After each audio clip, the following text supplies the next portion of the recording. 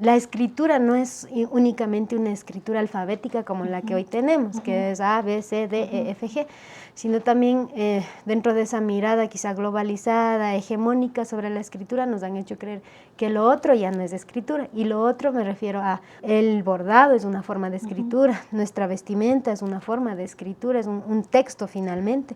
Los quingos, las formas de cómo hacemos guachos en las pampas cuando vamos a sembrar, todo eso es una forma también de escritura, porque no sembramos por sembrar. Si es que hablamos en términos económicos, estos trabajos es muy pocamente reconocidos y más todavía remunerados.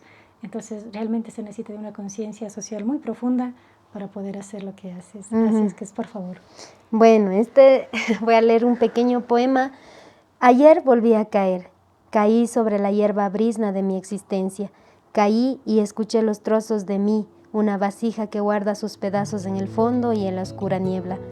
Ayer volví a caer como cuando nací, atada al cordón umbilical, y escuché mis huesos troceados.